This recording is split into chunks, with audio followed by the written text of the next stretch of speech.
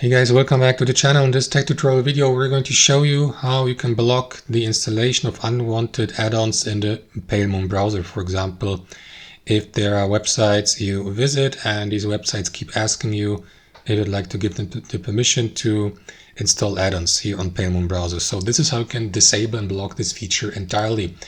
On Pale Moon, what you want to do is click into that button in the top left and then navigate to Preferences and click into Preferences to the right.